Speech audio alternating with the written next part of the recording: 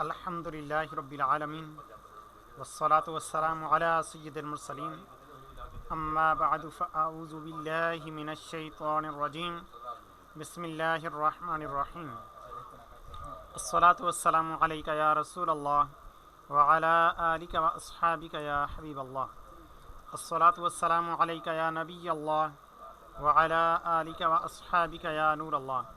الحمدللہ ہمارا 4th level توقید course کا سلسلہ جاری ہے اور اس میں ہمارا آج سے حرکات کا بیان شروع ہو رہا ہے۔ آئیے ہم اپنی کلاس کا آغاز کرتے ہیں، اس سے پہلے اچھی سی نیتیں کر لیتے ہیں کہ انشاءاللہ عز و جل رضا الہی کے لیے حصول علم دین کی خاطر کلاس میں اول تا آخر شریک رہوں گا، خاص باتیں لکھ لوں گا، فضول سوالات سے بچوں گا، جہاں پر ضرورت محسوس ہوئی تو پھر اپنا سوال پیش کر دوں گا۔ کلاس کا وقت مکمل ہونے کے بعد اپنے اسباق کی دہرائی بھی کروں گا۔ اللہ پاک سے دعا ہے کہ اللہ تبارک و تعالیٰ ہمیں علم نافع نصیب فرمائے، اللہ پاک اس علم کی چاشنی نصیب فرمائے، اللہ پاک زوال نعمت سے محفوظ فرمائے، آمین۔ تیسرا باب حرکات کا بیان۔ اب یہاں پر بیان فرما رہے ہیں کہ افلاک کی حرکت کس طرح سے ہے اور ان افلاک کے اندر موجود جو ستارے سیارے وغیرہ جو ہیں تو ان کی حرکت کس طرح سے ہوتی ہے۔ خیر یہاں پر مین چونکہ یہ افلاک کے بارے میں ہے تو یہ افلاک کے اوپر ہی مفتی صاحب زیادہ بحث کرتے ہیں کہ یہ افلاک کے بارے میں اظہار فرماتے ہیں کہ افلاک کس طرح سے حرکت کرتے ہیں۔ فلک الافلاک مدیر عطارد، مائل قمر اور جو زہر کی حرکت ذاتیہ جو ہے علی خلاف التوالی ہے، یعنی یہ چاروں فلک مشرق سے مغرب کو حرکت کرتے ہیں۔ اب حرکت علی التوالی کیا ہے کہ جو فلک الافلاک کے اوپر جو فلک ثوابت ہے سارا تمام، تو وہ تمام افلاک کو گھما رہا ہے مغرب سے مشرق کو۔ اب وہ اگر اس کے مطابق حرکت ہوگی تو حرکت علی التوالی ہوگی، ورنہ پھر حرکت علی خلاف التوالی ہوگی۔ تو یہ چاروں افلاک چونکہ مشرق سے مغرب کو حرکت کرتے ہیں لہذا یہ حرکت علی خلاف التوالی ہے۔ اور 14 فلک کی حرکت ذاتیہ علی التوالی ہے، فلک ثوابت، خمسہ متحیرہ کے افلاک کلیہ، اور یعنی خمسہ متحیرہ سے مراد جو سیارگان ہیں شمس و قمر یعنی آفتاب اور مہتاب، ان کے علاوہ باقی 5 بچتے ہیں تو ان کے جو افلاک ہے تو ان کو خمسہ متحیرہ کہا جاتا ہے۔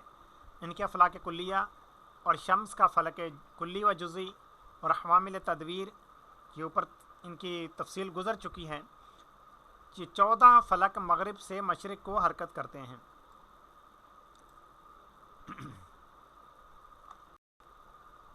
فلک الافلاک کی حرکت مشرق سے مغرب کو ہے جو مرکز عالم کے ارد گرد متشابہ ہے۔ فلک الافلاک تقریباً 1 دن رات میں اپنا ایک دورہ پورا کر لیتا ہے۔ فلک الافلاک کے تابع ہو کر باقی سارے افلاک کی حرکت ارضیہ مشرق سے مغرب کو ہے۔ اسی حرکت ارضیہ سے طلوع و غروب ہوتے ہیں۔ شمس کے فلک کلی کی حرکت ذاتیہ مغرب سے مشرق کو ہے جو مرکز عالم کے ارد گرد متشابہ ہے۔ شمس کا فلک کلی 70 سال شمسی میں 1 درجہ حرکت ذاتیہ کرتا ہے اور 25,200 سال شمسی میں اپنا ایک دورہ پورا کرتا ہے۔ شمس کا فلک جزئی جو خارج المرکز ہے اس کی حرکت ذاتیہ بھی مغرب سے مشرق کو ہے، لیکن مرکز عالم کے ارد گرد اس کی حرکت متشابہ نہیں ہے بلکہ مختلف ہے۔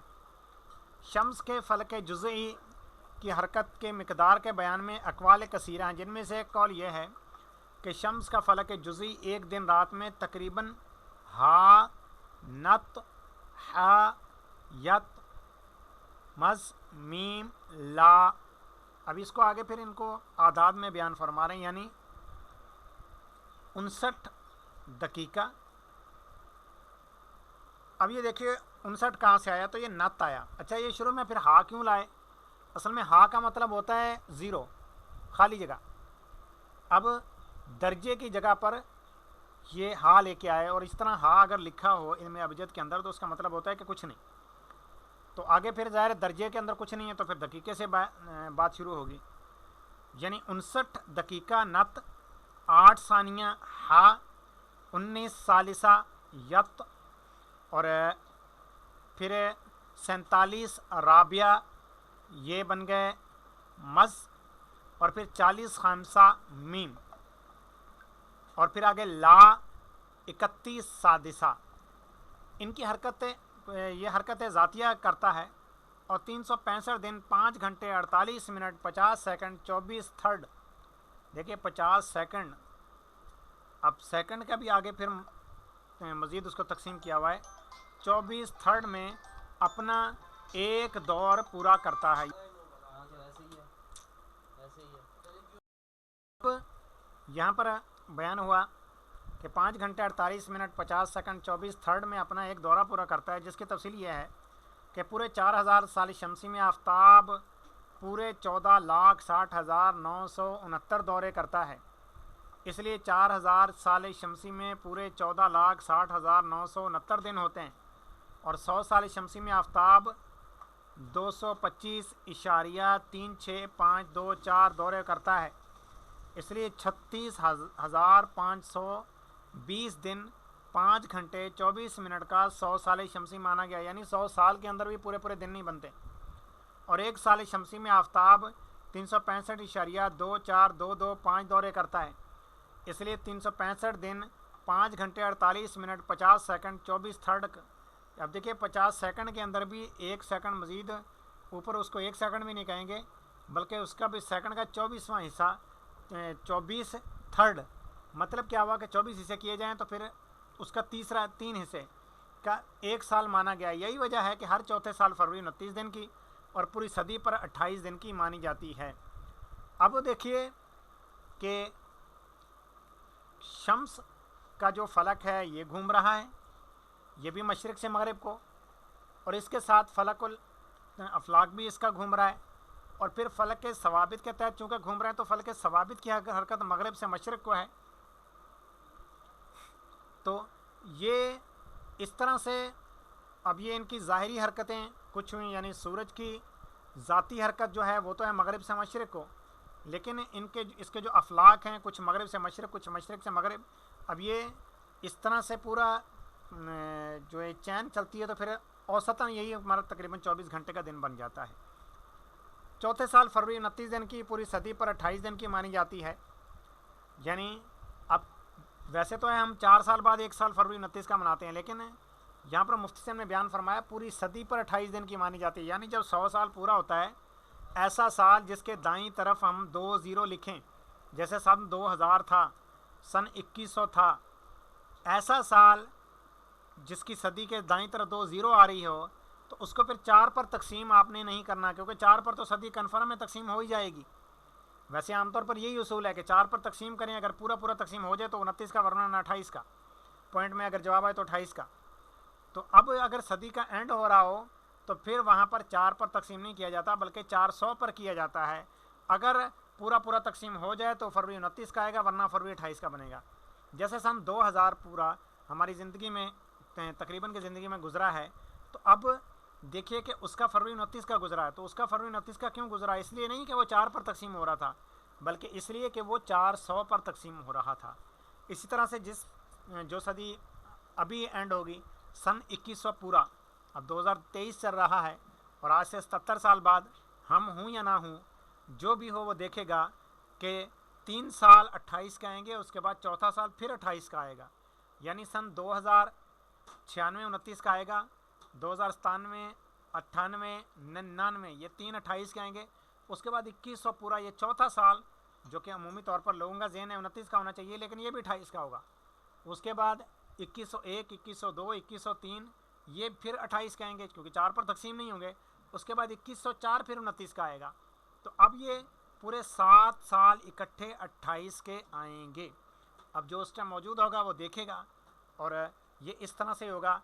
अगर आज की तारीख में आप देखना चाहें तो आपके मोबाइल, लैपटॉप, सिस्टम कोई भी है, कोई कैलेंडर आपके पास मौजूद है ऐसा जो अगली तारीखें दे, वरना मोबाइल वगैरह के अंदर तो ये कैलेंडर मौजूद ही हैं।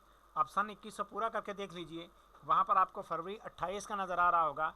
28 के बाद फिर यकम मार्च आएगी, आगे 29 फरवरी नहीं आएगी। اور ہر چوتھی صدی بھی فروری 29 دن کی مانی جاتی ہے۔ ضابطہ یہ ہے کہ جو سن شمسی 4 سے پورا پورا تقسیم ہو جائے اور 25 سے پورا پورا تقسیم نہ ہو۔ دیکھیے دو اصول ہیں، اب اس میں 100 سال کا بھی فارمولہ فٹ ہو گیا۔ ایک تو یہ کہ 4 پر پورا پورا تقسیم ہو جائے، دوسرا ہے 25 سے پورا پورا تقسیم نہ ہو، یا پھر 400 سے بھی پورا پورا تقسیم ہو جائے اور 4000 سے پورا پورا تقسیم نہ ہو۔ اس سن میں 29 دن کی فروری مانی جائے گی۔ یعنی یہ جو میں نے 2100 پورا صدی کا اینڈ بیان کیا، اس کے بھی اوپر ایک فارمولہ ہے کہ 400 پر تو اگر تقسیم ہو رہا ہو، ٹھیک ہے، 400 سے بھی پورا پورا تقسیم ہو جائے، 4000 سے پورا پورا تقسیم نہ ہو تو 29 کا ہے۔ جیسے 2100 پورا، اس میں 4000 کا کوئی تعلق ہی نہیں ہے کیونکہ 4000 سے چھوٹی رقم ہے۔ لیکن اگر 4000 صدیاں بیت جاتی ہیں، ابھی 2300 چل رہا ہے، یعنی 2023 چل رہا ہے، 2000 چل رہا ہے، تو آگے 2000 کے بعد 3000 بھی آئے گا، 4000 آئے گا۔ تو جب 4000 پورا ہوگا تو اب دیکھیے وہ 400 پر تو تقسیم ہو جائے گا، لیکن 4000 پر بھی ہو جائے گا۔ تو اس سال کا ہزاروں سال بعد ایک دفعہ ایسا ہوگا کہ اس کا فروری بھی 29 کا آئے گا۔ وہ اس فارمولے سے پھر اگلا فارمولہ اس کے اوپر فٹ ہوگا۔ قمر کے فلک کے کلی کی حرکت ذاتیہ مشرق سے مغرب کو ہے، جو مرکز عالم کے ارد گرد متشابہ ہے۔ قمر کا فلک کلی ایک دن رات میں یا توا زا لج، یعنی یا کا مطلب 11 درجے، توا کا مطلب 9 دقیقے، زا کا مطلب 7 ثانیے اور لج کا مطلب 43 سال سے یہ حرکت کرتا ہے۔ جوزہر کی حرکت ذاتیہ بھی مشرق سے مغرب کو ہے، جو مرکز عالم کے ارد گرد متشابہ ہے۔ متشابہ کا مطلب وہی کہ یہ مشرق سے مغرب کو حرکت نہیں کر رہا بلکہ مغرب سے مشرق کو حرکت کر رہا ہے۔ جوزہر ایک دن رات میں ہا، جیم یا لز، اب دیکھیے کہ ہا کا مطلب ہوتا ہے 0۔ ہا لکھنے کی وجہ یہی کہ آپ کو پتہ چل جائے کہ درجے کے اندر کچھ نہیں ہے، 0 ہے۔ آگے دقیقوں سے بات شروع ہو رہی ہے تو یہاں پر دقیقوں سے بیان کر رہے ہیں۔ آگے جیم ہے تو جیم کے اعداد چونکہ 3 ہوتے ہیں، یعنی 3 دقیقہ 10 ثانیہ 37 ثالثہ حرکت کرتا ہے۔ حامل تدویر قمر کی حرکت ذاتیہ مغرب سے مشرق کو ہے، جو مرکز عالم کے ارد گرد متشابہ ہے۔ حامل تدویر قمر ایک دن رات میں قد، کب، نج، کب، یعنی 24 درجہ 22 دقیقہ 53 ثانیہ 22 ثالثہ یہ حرکت کرتا ہے۔ تدویر قمر کی فوقانی سطح مشرق سے مغرب کو اور تحتانی سطح مغرب سے مشرق کو حرکت کرتی ہے، اور تدویر قمر ایک دن رات میں یج، جیم، نج، نز، یعنی 13 درجے 3 دقیقہ 53 ثالثہ 57 رابعہ حرکت کرتی ہے۔ باقی افلاک کی حرکتوں کا ذکر مسبوطات میں ہے، یعنی دیگر جو تفصیلات ہیں، دیگر کتب ہمارے علماء کرام کی، ان کے اندر آپ کو تفصیل مل جائے گی۔ حرکت متشابہ، حرکت مختلفہ۔ اب حرکت متشابہ کس کو کہتے ہیں، حرکت مختلفہ کس کو کہتے ہیں؟ نقطہ ہا کو مرکز، یعنی آپ ایک دائرہ کھینچیں، اس میں بالکل سینٹر کے اندر ایک نقطہ لگائیں ہا، اس کو مرکز، اور خط الف ہا کو نصف قطر مان کر ایک دائرہ بنائیے۔ یعنی آپ ایک دائرہ بنائیں، اس میں ہا تو مرکز ہوگا، ہا سے لے کر آپ ایک کچھ دوری پر آپ ایک نقطہ اور مانیں الف۔ اب ہا کو مرکز مان کر آپ پرکار کی جو نوک ہوتی ہے وہ ہا پر رکھیں، اس کا پینسل کے رخ ہے جو الف پر رکھیں اور گول گھما دیں، ایک پورا دائرہ بن جائے گا۔ اور نقطہ، اب آپ نے ایک دائرہ بنا دیا جس میں الف تو سائڈ پہ ہو گیا قطر کے کنارے پر اور ہا مرکز میں آ گیا، اور نقطہ ہا سے نیچے ہٹ کر خط الف حمزہ پر ایک نقطہ زا فرض کیجئے۔ ابھی دیکھیں میں آگے آپ کو دکھائی دیتا ہوں، یہ دیکھیں اس طرح سے بنے گا۔ سب سے پہلے آپ نے نقطہ ہا فرض کیا اور یہ اوپر نقطہ الف فرض کیا۔ الف اپنی جگہ پر قائم و دائم رہے گا، ہا بھی اپنی جگہ پر قائم و دائم رہے گا۔ آپ نے یہ دائرہ کھینچا، یہ جو اندر والا دائرہ یہ بنا، اور اس کے بعد آپ نے ہا سے کچھ نیچے آپ نے نقطہ زا لگایا اور یہاں پر ایک دوسرا دائرہ کھینچا۔ اب دیکھیں پھر بھی آپ نے الف سے کھینچنا ہے، یعنی ایک سائیڈ اس دائرے کا جو محیط ہے وہ آپس میں ایک دوسرے کو کر ٹچ کرے گا، لیکن اس کے چونکہ مرکز چینج ہے لہٰذا اس کی دوسری سائیڈ جتنا اس کا مرکز میں فرق ہے اتنا ہی اس کی اپوزٹ سائیڈ جو ہے وہ اتنی نیچے جھک جائے گی۔ یہ نیچے آ گئی، اب آپ نے خط الف حمزہ پر ایک نقطہ زا فرض کیجئے، الف حمزہ پر ہا، اب یہ دیکھیے یہ اور اس یہاں پر نیچے زا، یہ آپ فرض کیجئے، پھر نقطہ زا کو مرکز اور نقطہ الف زا کو نصف قطر مان کر، یعنی الف کو بھی نصف قطر زا کو بھی نصف قطر، ورنہ تو الف اور سے زا تک کا جو ہے پورا قطر بنے گا، اس کو نصف قطر مان کر ایک دوسرا دائرہ بنائیے، پھر دائرہ کبریٰ کو منطقۃ البروج اور دائرہ صغریٰ کو خارج المرکز مانیے۔ جو دائرہ کبریٰ ہے، جو بڑا دائرہ ہے، اس کو آپ مان لیں کہ یہ فرض کریں یہ منطقۃ البروج ہے، اور یہ دائرہ صغریٰ جو ہے یہ خارج المرکز ہے۔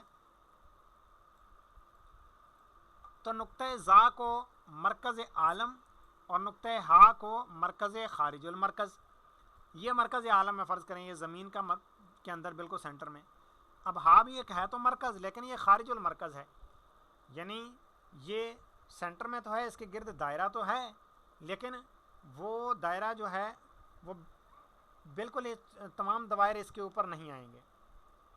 مرکز قطب عالم کا یہ مرکز ایک طرح سے یوں کہیے کہ تقریباً یہ نہیں بنے گا۔ پھر خارج المرکز پر نقطہ جیم فرض کر کے الف جیم کو دو مساوی حصوں میں تقسیم کیجیے، الف جیم کو دو مساوی حصوں میں تقسیم کیجیے، اور ایک حصے کا نام قوس الف با، یہ قوس بنے گی الف با، یہ دیکھیے، اور دوسرے حصے کا نام قوس با جیم رکھیے، یہ دیکھیے یہ دو حصوں میں آپ نے تقسیم کیا۔ پھر نقطہ ہا کو نقطہ با اور نقطہ جیم سے ملا دیجئے۔ اب یہ شکل آپ کے سامنے ہو اگر بنی ہوئی تو پھر سمجھنے میں آسانی ہوتی ہے۔ نقطہ ہا کو نقطہ با اور نقطہ جیم سے ملا دیجئے۔ اب آپ نے یہاں پہ نقطہ با سے بھی ملا دیا، نقطہ جیم سے بھی ملا دیا، دیکھیے یہاں سے یہ قوس، یہاں سے یہ قوس، آپ نے یہاں سے یوں بھی کھینچا اور یہاں سے یوں بھی کھینچا۔ اب آپ نے اسی طرح پھر زا کو بھی ملانا ہے، اور نقطہ زا کو نقطہ با سے ملا کر منطقۃ البروج کے نقطہ سین پر لے جائیے، یہ دیکھیے یہ زا سے ہم با کھینچ کر پھر سین تک لے گئے، اور نقطہ زا کو نقطہ جیم سے ملا کر منطقۃ البروج کے نقطہ میم پر پہنچا دیجئے، یہ دیکھیے یہاں سے ہم میم تک بھی لے گئے۔ اب آخر میں بتائیں گے کہ پھر یہ ہے کیا، تو زاویہ الف ہا با اور زاویہ الف ہا با زاویہ با ہا جیم کے برابر ہوگا، الف ہا با با ہا جیم، الف ہا با با ہا جیم، یہ دیکھیں یہ زاویے برابر ہوں گے، چاہے تو آپ پیمائش کر لیں، ویسے نظر بھی آ رہا ہے کہ یہ برابر ہیں زاویے، اس لیے کہ خارج المرکز کے قوس الف با اور قوس با جیم باہم مساوی ہیں، اور اقلیدس نے مقالہ ثالثہ کی 26ویں شکل میں یہ ثابت کیا۔ اچھا یہ چیزیں اس طرح کی اور بھی اس کتاب کے اندر آگے آئیں گی، یہ افلاک کی جہاں تک بات چل رہی ہے کہ اقلیدس کے فلاں مقالے کی فلاں شکل کے اندر آئیں گی، کیونکہ وہاں پر شکلیں بنائی گئی ہیں اور وہاں پر اس کو ثابت کیا گیا ہے، بہت تفصیل سے بیان کیا گیا ہے تحریر اقلیدس میں۔ تو آپ میں سے اگر کوئی پڑھ سکتا ہو تو وہ تحریر اقلیدس بھی لے سکتا ہے، ویسے عربی کے اندر ہے، یہ پاکستان میں بعض مکاتب پر اس کا ترجمہ بھی مل جاتا ہے، اردو کے اندر بھی دستیاب ہے، تو اب اس کو لے کر اگر پڑھنا چاہیں، کوئی وقت دستیاب ہو تو اس کے اندر اس طرح کی چیزیں بھی کئی بیان کی گئی ہیں۔ اور یہ تحریر اقلیدس کوئی نئی چیز نہیں ہے، یہ اس کا کچھ تھوڑا سا تعارف ہم تیسرے لیول کے اندر بھی پڑھ کر آ چکے ہیں کہ ایک دائرہ کی جو قوسیں باہم مساوی ہوں ان کے زوایا مرکز باہم متساوی ہوں گے، یوں ہی ان کے زوایا محیطہ بھی باہم مساوی ہوں گے، یعنی یہ وہاں پر لکھا ہوا یہ ثابت کیا، لہذا قوس الف با اور قوس با جیم کے زاویے باہم مساوی ہوں گے، یعنی زاویہ الف ہا با زاویہ با ہا جیم کے برابر ہوگا، لیکن زاویہ الف زا سین اور زاویہ سین زا میم باہم مساوی نہیں ہوں گے، کہ زاویہ الف زا سین اصغر اور زاویہ سین زین زا میم اکبر ہوگا، اور قوس الف سین قوس سین میم سے اصغر ہوگی۔ آگے برہان ہندسی، اب اس کے اندر بھی مفتی صاحب نے ایک شکل بنائی ہوئی ہے یہی سمجھانے کے لیے۔ برہان ہندسی یہ ہے کہ خارج المرکز کی قوس الف با اور قوس با جیم باہم مساوی ہیں. الف با اور با جیم، الف با با جیم یہ دونوں قوسیں باہم مساوی ہیں. الف با خط بازا کو خارج المرکز کے نقطہ پر لے جائیے. الف با جو خط ہے اس کو خط بازا کو خارج المرکز کے نقطے پر لے جائیے. الف با بازا دیکھیے یہاں پر یہ ہم نے خط لے گیا تو خارج المرکز کے دو ٹکڑے ہو جائیں گے. ان دو ٹکڑوں کے درمیان خط با ہا، ٹھیک ہے، یہ با ہا یہ حد مشترک ہوگا اور قطع الف ہا میں خارج المرکز کا مرکز ہوگا. اس لیے قطع با جیم ہا سے قطع با الف ہا بڑا ہوگا.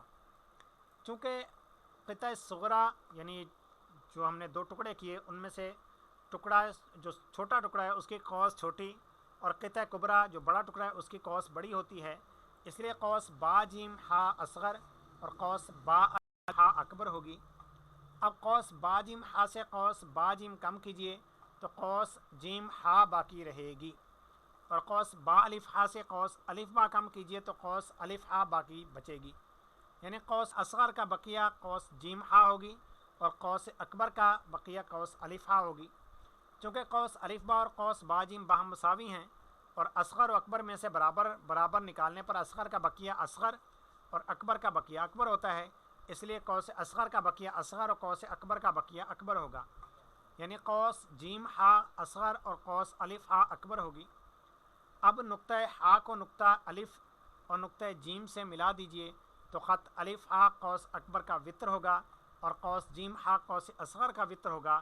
اور اقلیدس نے مقالہ ثالثہ کی 14ویں شکل میں یہ ثابت کیا ہے کہ قوس اکبر کا وتر اکبر اور قوس اصغر کا وتر اصغر ہوتا ہے. اس لیے خط الف ہا اکبر اور خط جیم ہا اصغر ہوگا. چونکہ مثلث الف ہا با کی قوس الف با اور مثلث با ہا جیم کی قوس با جیم باہم مساوی ہیں اور اقلیدس نے مقالہ ثالثہ کی 26ویں شکل میں یہ ثابت کیا ہے کہ ایک دائرے کی جو قوسیں باہم مساوی ہوں ان کے زوایا خواہ مرکزیہ ہوں یا محیطہ باہم مساوی ہوں گے. اس لیے زاویہ الف ہا با اور زاویہ با ہا جیم باہم مساوی ہوں گے. نیز اقلیدس نے مقالہ ثالثہ کی 19ویں شکل میں یہ ثابت کیا ہے کہ ایک دائرے کے زاویہ مرکزیہ اور زاویہ محیطیہ کی قوسیں برابر ہوں تو زاویہ محیطیہ زاویہ مرکزیہ کا نصف ہوگا. لہٰذا زاویہ الف ہا با زاویہ الف ہا با کا نصف ہوگا اور زاویہ با ہا جیم زاویہ با ہا جیم کا نصف ہوگا. اور زاویہ الف ہا با چونکہ زاویہ با ہا جیم کے برابر ہے اور جب دو چیزیں باہم برابر ہوتی ہیں تو ہر ایک کا نصف دوسری کے نصف کے برابر ہوتا ہے. اس لیے زاویہ الف ہا با کا نصف زاویہ با ہا جیم کے نصف کے برابر ہوگا. یعنی زاویہ الف ہا با اور زاویہ با ہا جیم باہم مساوی ہوں گے.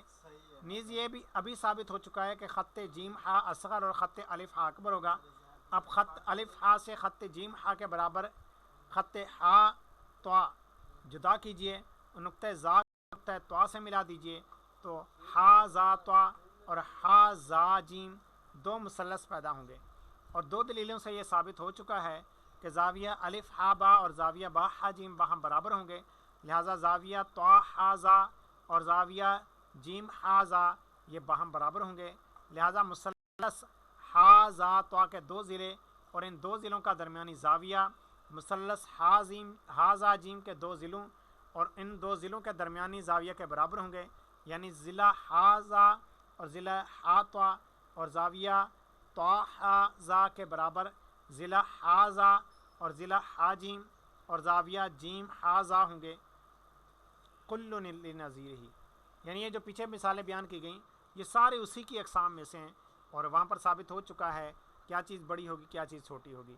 اور اقلیدس نے مقالہ اولیٰ کی 4تھی شکل میں یہ ثابت کیا ہے کہ جب ایک مثلث کے دو ضلع اور ان دو ضلعوں کا درمیانی زاویہ دوسرے مثلث کے دو ضلعوں اور ان دو ضلعوں کے درمیان زاویہ کے برابر ہوں تو کل لنظیر ہی تو وہ بھی اسی قسم میں سے ہوں گے.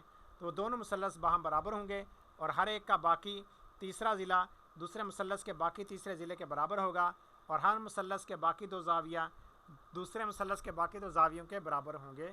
کل لنظیر ہی لہٰذا مثلث ہا زا تو کا زاویہ ہا زا تو، اور مثلث ہا زا جیم کا زاویہ ہا زا جیم باہم مساوی ہوں گے۔ اقلیدس نے مقالہ اولا کی 13ویں شکل میں یہ ثابت کیا ہے کہ کسی خط کے درمیانی حصہ سے کوئی خط جب ملتا ہے تو اس خط کی دونوں کروٹوں کے زاویوں کا مجموعہ 2 قائمہ کے برابر ہوتا ہے، لہٰذا زاویہ ہا زا تو اور زاویہ تو زا با کا مجموعہ 2 قائمہ کے برابر ہوگا۔ یوں ہی زاویہ با زا جیم اور زاویہ ہا زا جیم کا مجموعہ 2 قائمہ کے برابر ہوگا، لہٰذا زاویہ ہا زا تو اور تو زا با کا مجموعہ اور زاویہ با زا جیم اور زاویہ ہا زا جیم کا مجموعہ باہم برابر ہوں گے۔ یہ بھی ثابت ہو چکا ہے کہ زاویہ ہا زا تو اور زاویہ ہا زا جیم یہ باہم مساوی ہوں گے، اور یہ بھی ثابت ہو چکا ہے کہ زاویہ ہا زا تو اور زاویہ تو زا با کا مجموعہ اور زاویہ با زا جیم اور زاویہ ہا زا جیم کا مجموعہ یہ باہم برابر ہوں گے۔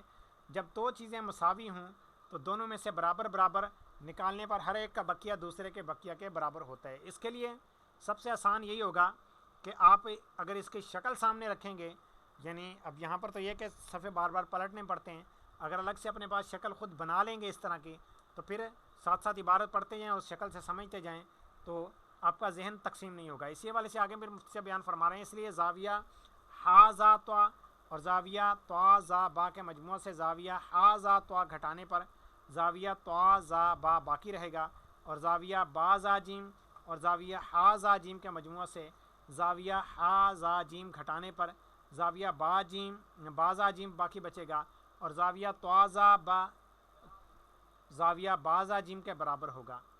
پھر زاویہ تو زا با سے زاویہ تو گھٹانے پر زاویہ الف زا با زاویہ با زا جیم سے اصغر ہو جائے گا، اور زاویہ الف زا تو ہے۔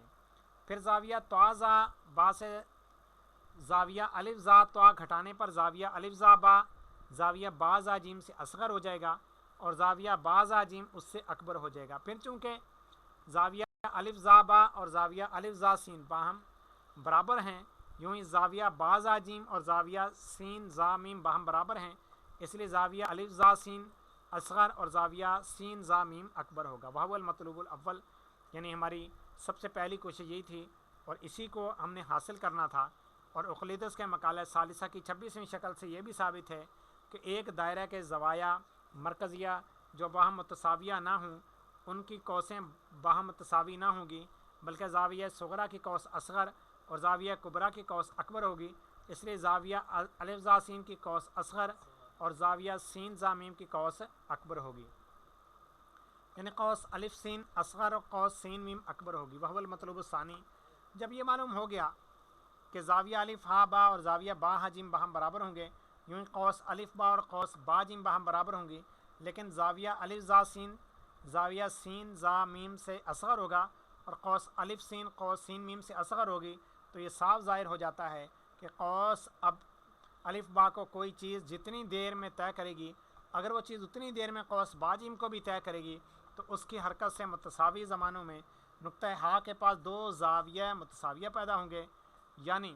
زاویہ الف ہا با اور زاویہ با ہا جیم، لیکن زاویہ زا کے پاس 2 زاویہ غیر متساویہ پیدا ہوں گے، یعنی زاویہ الف زا سین اور زاویہ سین زا میم، لہٰذا اس کی حرکت نقطہ ہا کے ارد گرد متشابہ اور نقطہ زا کے ارد گرد مختلفہ ہوگی، یعنی اس کی یہ حرکت ایک نقطہ کے ارد گرد متشابہ اور دوسرے نقطہ کے ارد گرد مختلفہ ہوگی، اور یہ بھی صاف ظاہر ہو جاتا ہے کہ اس کی یہ حرکت جو قوس الف با اور قوس با جیم پر یکساں مانی گئی ہے وہ ہرگز قوس الف سین اور قوس سین میم پر یکساں نہ ہوگی، بلکہ قوس اصغر پر باطی یعنی جو چھوٹی قوس ہوگی وہاں پر تیز ہوگی، جلدی طے کرے گی، اور قوس اکبر پر سریع ہوگی یعنی جو بڑی قوس ہوگی وہاں پر اس کی حرکت سلو ہوگی، سلو ان معنوں میں کہ اس کو دیر سے طے کرے گی، اس لیے کہ کسی معین زمانہ میں بڑی مسافت کو طے کرنے والے کی حرکت اسی معین زمانہ میں چھوٹی مسافت کو طے کرنے والے کی حرکت سے تیز ہوتی ہے۔ یعنی یہ ہوا کہ ایک بندہ برابر سپیڈ سے جا رہا ہے، جب اس نے فاصلہ کم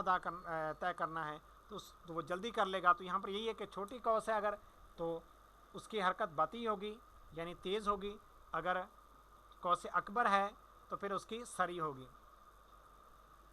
حرکت متشابہ اور حرکت مختلفہ کے معنی مقدمہ کے آخر میں بیان کیے گئے ہیں۔ यहाँ तक ये हमारी आज की क्लास थी। इंशाअल्लाह अज़्ज़वजल इससे आगे फिर हम अपनी अगली क्लास में पढ़ेंगे। ठीक है हुज़ूर, फिर अभी हम अपने दर्जे का अख्तिताम करते हैं। अपना ख्याल रखिए, मदनी चैनल देखते रहिए। हमारा मदनी मकसद मुझे अपनी और सारी दुनिया के लोगों की इस्लाह की कोशिश करनी है इंशाअल्लाह अज़्ज़ वजल। अस्सलामु अलैकुम व रहमतुल्लाहि व बरकातुहू।